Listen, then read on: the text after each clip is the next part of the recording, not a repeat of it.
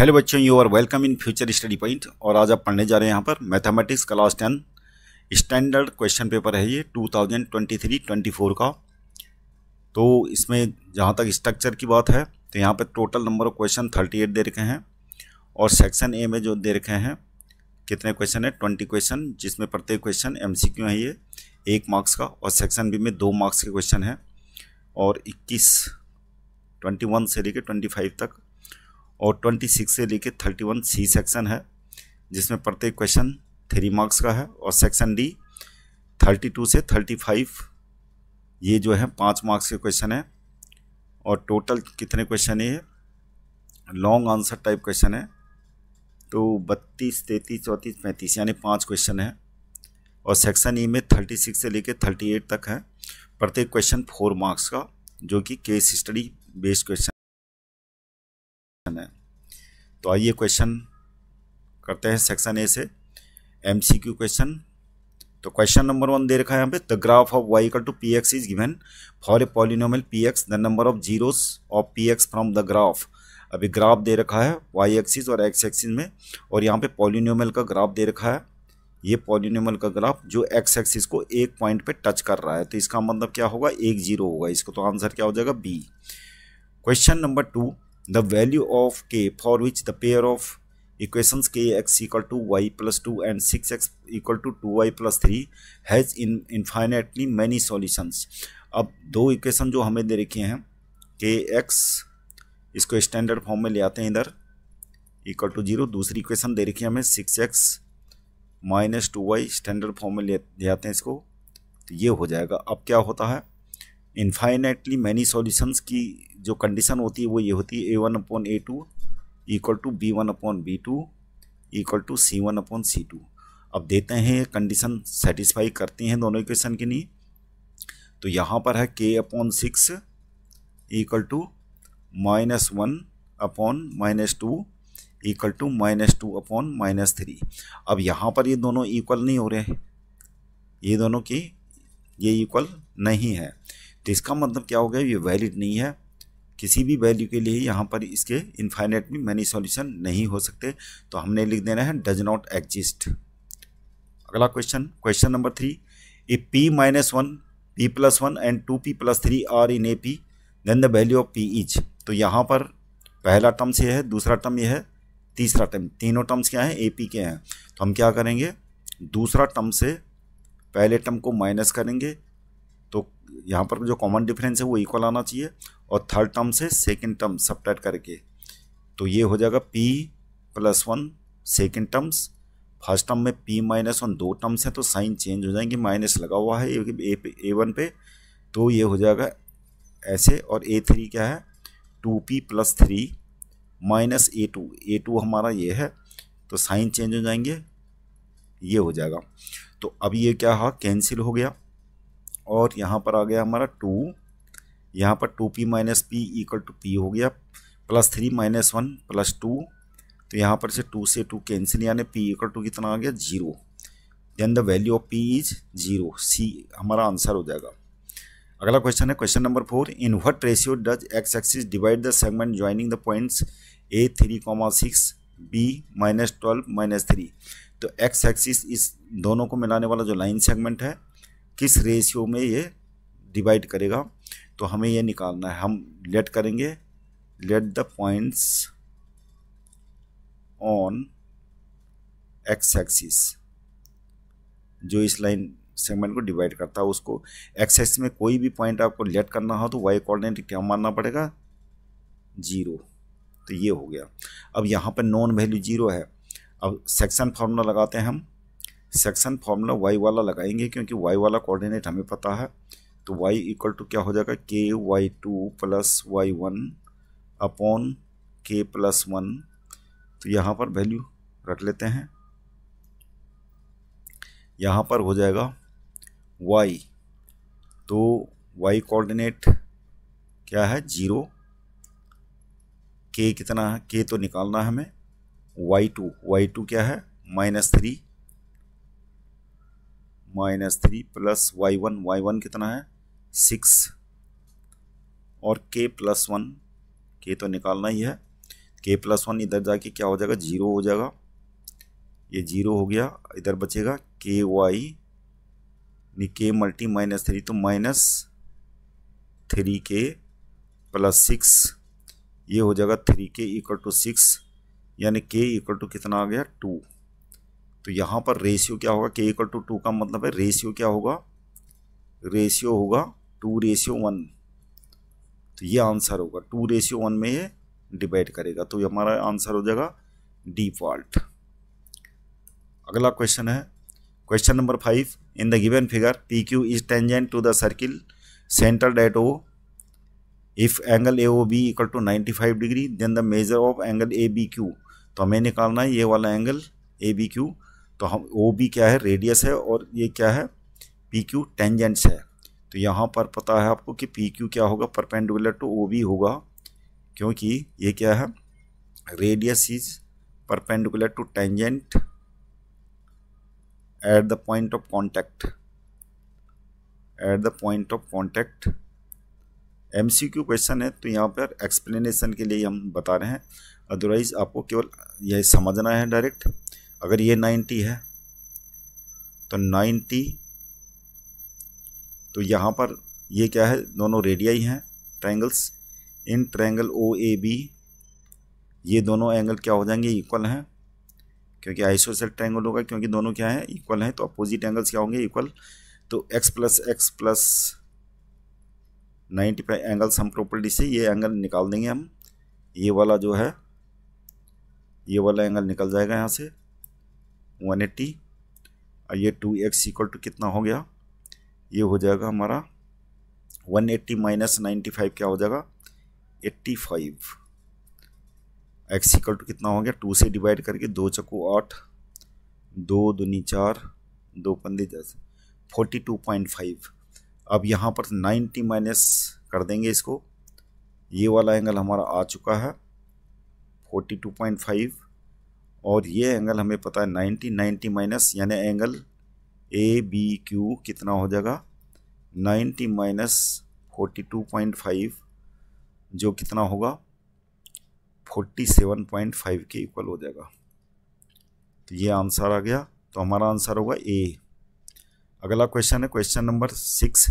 If 2 tan A = 3 then the value of 4 sin A + 3 cos A upon 4 sin A - 3 cos A is.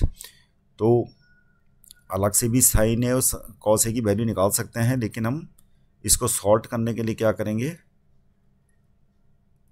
इसको हम tan में change कर देंगे। tan में क्या, क्योंकि tan A की वैल्यू दे रही है, जित क्वेश्चन थोड़ा जल्दी हो जाएगा।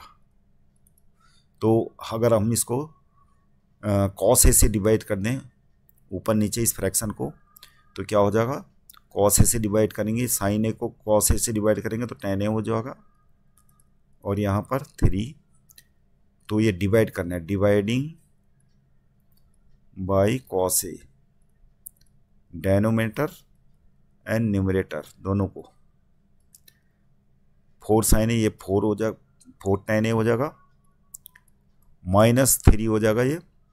अब वैल्यू पुट कर लेते हैं, यहाँ पर tan A कितना है, tan A = हो जाएगा 3/2। अब ये वैल्यू पुट कर लेते हैं, 3/2 + 3, ये 3 है, अपॉन 4 × 3/2 - 3। अब ये 2 2 जा हो जाएगा 6 + 3 9 हो जाएगा ऊपर, ये 2 2 जा हो जाएगा 6 - 3 3 हो जाएगा। तो क्या आंसर आ गया 3। तो हमारा आंसर हो जाएगा क्वेश्चन नंबर 6 का 3। अगला question, if alpha beta are zeros of polynomial Px = x² + x - 1 then 1/α + 1/β = 2। तो यहाँ पर हम जो जीरोज और कोफिशिएंट के बीच में रिलेशनशिप होती है वो यूज़ कर लेते हैं। तो अल्फा प्लस बीटा क्या हो जाएगा, यहाँ पर -b/a होता है, तो -b क्या है यहाँ पे, b क्या है यहाँ पे 1 है, माइनस फॉर्मूले का हो गया b/a कितना x² का कोफिशिएंट 1 होता, तो क्या हो गया -1 हो गया। अब क्या है, अल्फा बीटा भी निकाल लेते हैं। अल्फा बीटा यहाँ c/a, ये -b/a है, और अल्फा बीटा = क्या होता है c/a, c कितना है यहाँ पे -1, और a कितना है 1, तो ये -1 हो जाएगा। अब हमें निकालनी वैल्यू 1/α प्लस 1/बीटा की। यहाँ पर एलसीएम ले लेते हैं अल्फा बीटा और ये हो जाएगा अल्फा प्लस बीटा। अब ये वैल्यू पुट कर लेते हैं ऊपर से, ये -1 हो जाएगा और ये अल्फा बीटा -1, तो हमारा आंसर क्या आ गया 1 आ गया। तो क्वेश्चन नंबर 7 का ए हमारा आंसर सही हो जाएगा। Question number 8, the least positive value of K for which the quadratic equation 2x² + kx - 4 = 0 has rational roots. तो रेशनल रूट्स के कंडीशन क्या होगी, तो इसका सॉल्यूशन होगा, हमें पता है कि हमें क्या करना है एक्चुअली में, इसके जो रूट्स हैं रेशनल, तो रेशनल के लिए क्या होना चाहिए, जो डिस्क्रिमिनेंट्स है b² - 4ac, इसी को कैलकुलेट करना होगा हमें। तो इसमें कंडीशन क्या होनी चाहिए, b² - 4ac should be complete square. क्या होना चाहिए, कंप्लीट स्क्वायर होगा, तभी जाके रूट क्या होंगे रेशनल। यानी फॉर्मूला हमारे पास ये होता है, कंफ्यूज होने की ज़रूरत नहीं है आपको, -b + -b² - 4ac upon 2a।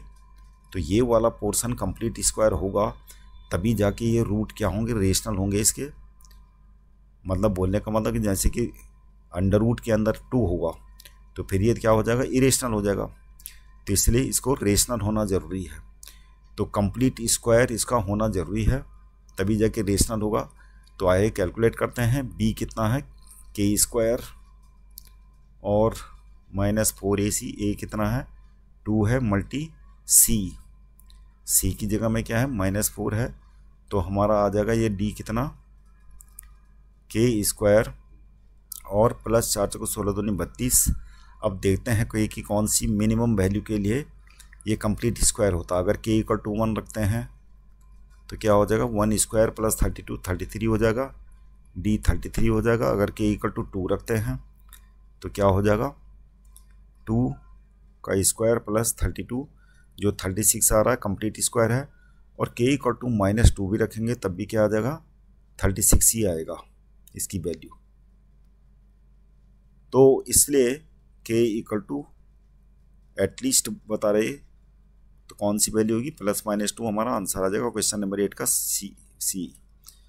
Question number 9, यहाँ पर देखा 3/4 tan 30 की वैल्यू होती है 1/√3 का होल स्क्वायर -sec 45 डिग्री, इसका होगा √2 का स्क्वायर प्लस sin 60 की वैल्यू होती है √3/2 का होल स्क्वायर। तो ये हो जाएगा हमारा 3/4 मल्टी √3 का स्क्वायर 3 माइनस √2 का स्क्वायर 2 प्लस √3 का स्क्वायर 3, 2 का स्क्वायर 4 हो गया, 3 से 3 कैंसिल। अब एलसीएम ले लेते हैं 4, तो ये हो जाएगा हमारा 1 माइनस कितना होगा 8 प्लस 3, तो ये हो जाएगा 3 और 1 4, यानी -4 हो जाएगा अपॉन 4 = -1। तो हमारा आंसर क्या आ जाएगा क्वेश्चन नंबर 9 का ए पार्ट।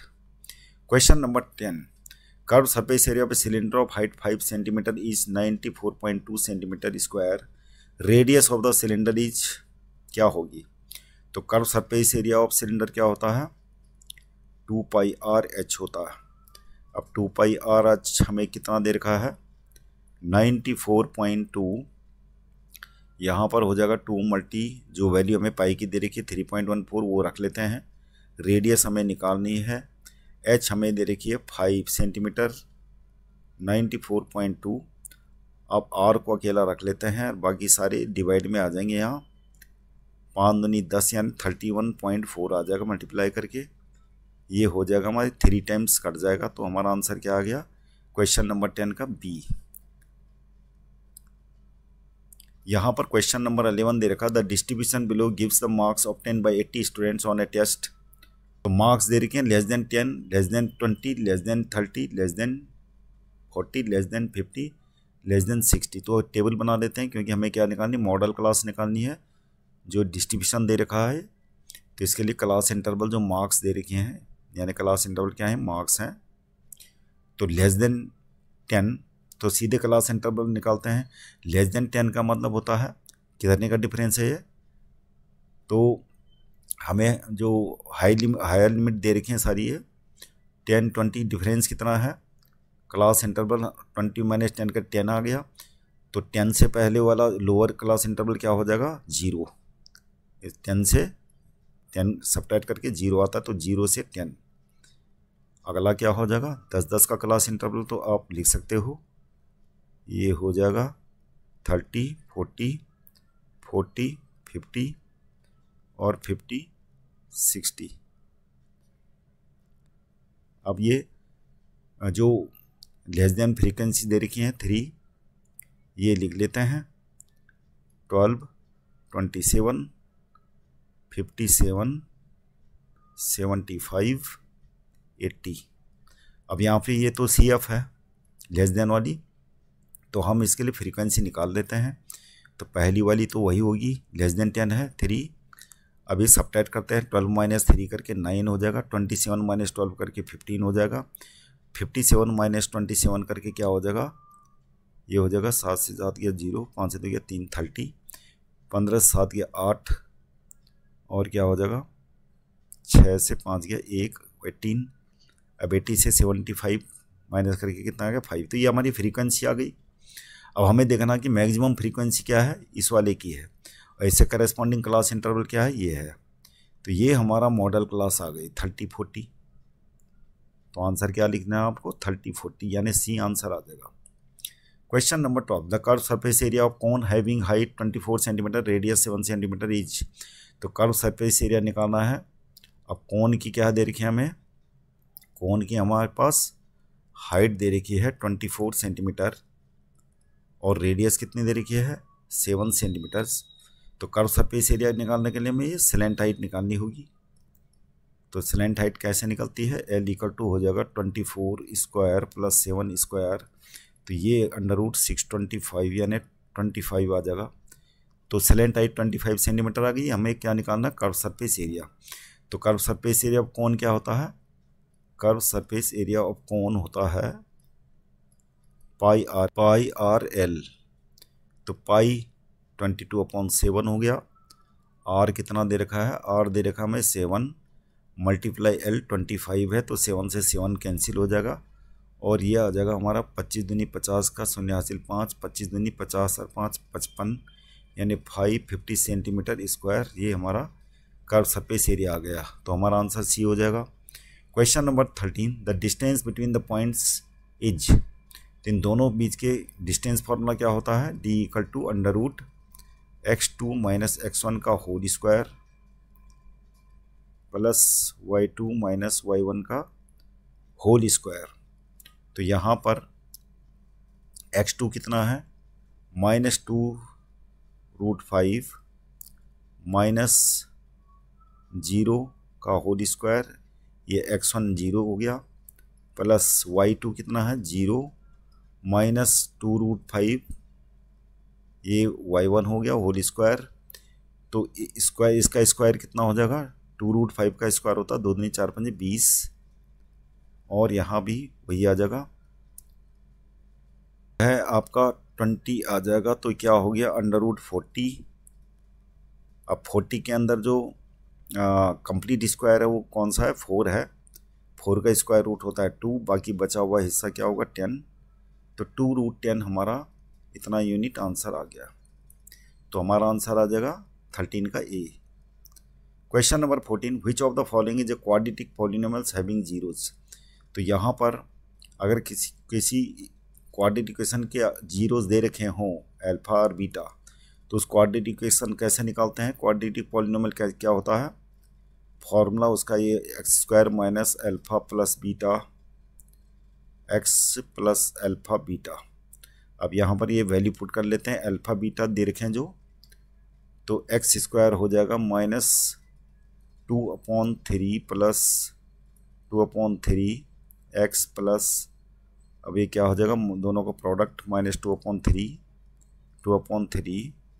तो ये तो कैंसिल हो गया, x² यहाँ बचेगा हमारा -4/9। अब यहाँ पर देखना आपको कि MCQ में यहाँ पर कोई भी नहीं है, अब आपको ये देखना है कि कोई भी पॉलिनोमियल हो उसको किसी भी नंबर से हम मल्टीप्लाई कर लें या डिवाइड कर लें तो पॉलिनोमियल वही रहता। तो यहाँ पर जो है हमें देखना है, इसको आगे कैलकुलेट करेंगे क्योंकि एमसीक्यू में तो कहीं नहीं है। तो हम आगे एलसीएम लेंगे तो क्या आ गया 9x² माइनस 4।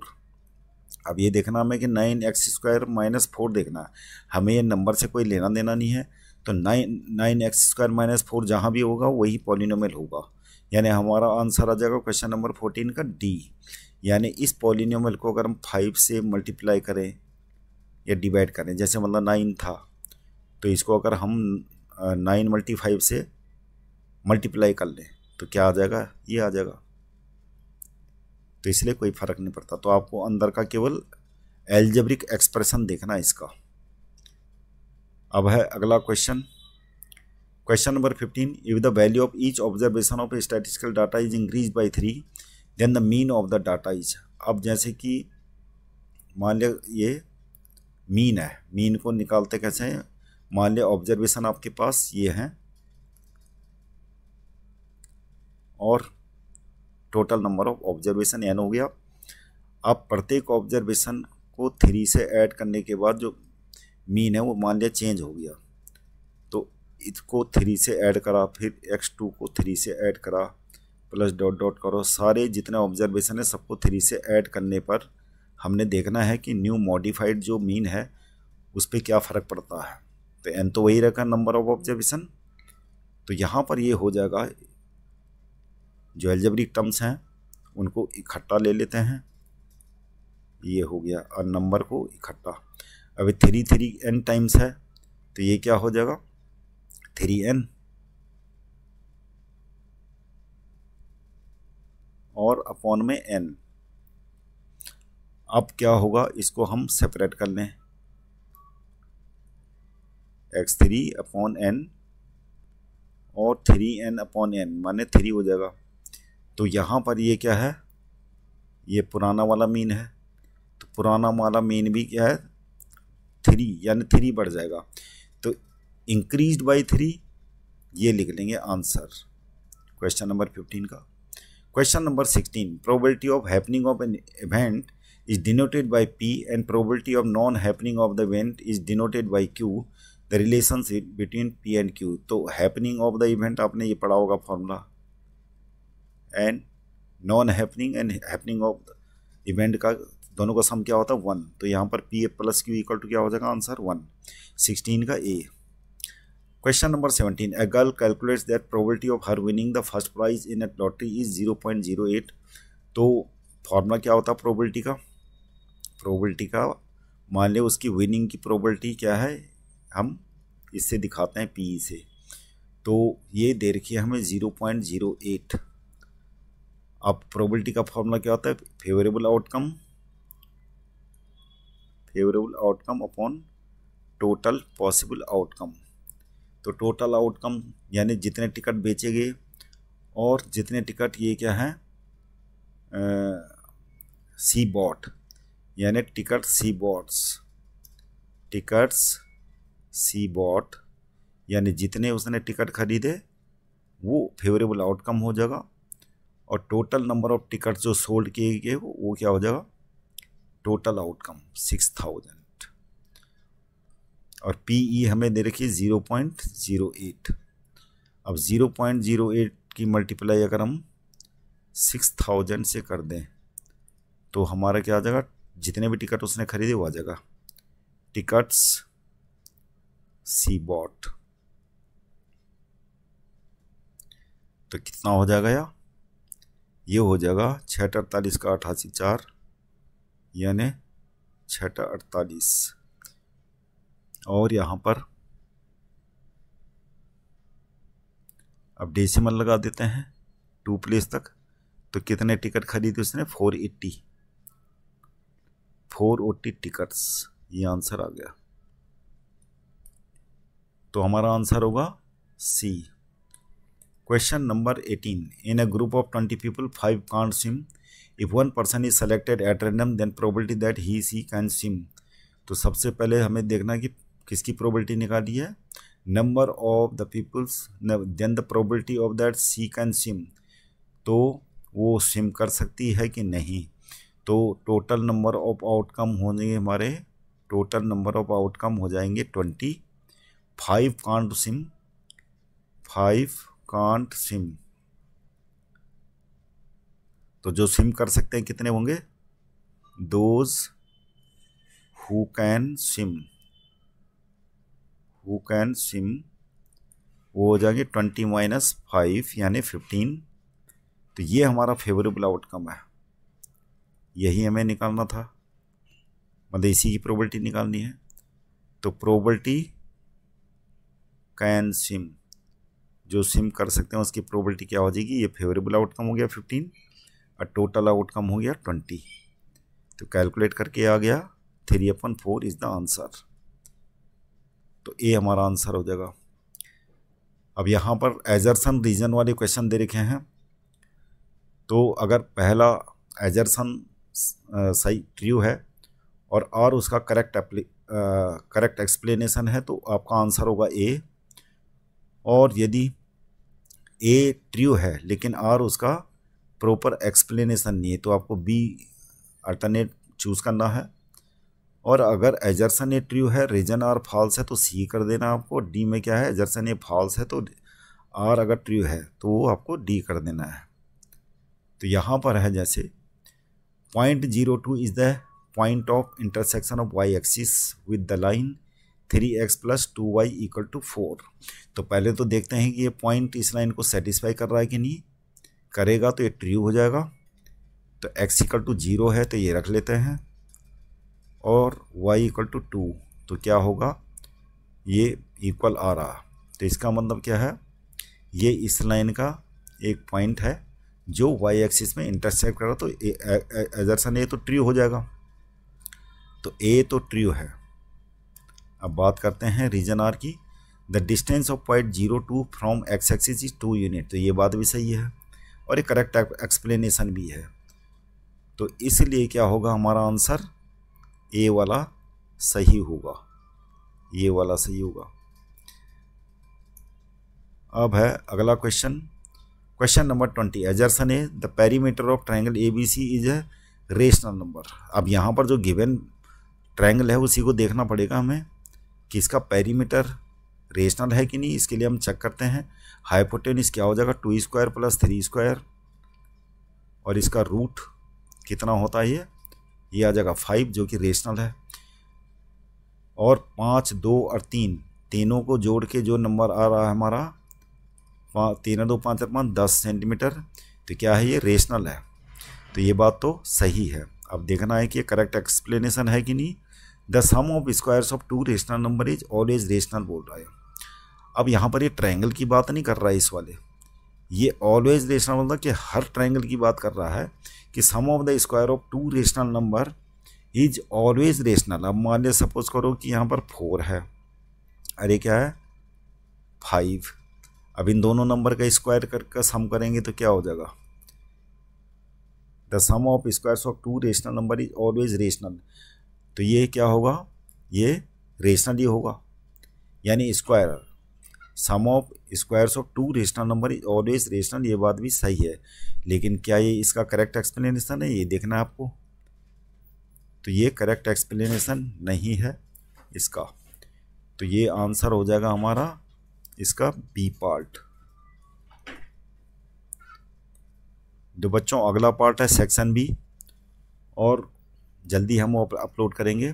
तब तक चैनल को सब्सक्राइब कीजिएगा, लाइक कीजिएगा और कमेंट करना ना भूलिए। Thank you very much for seeing this video.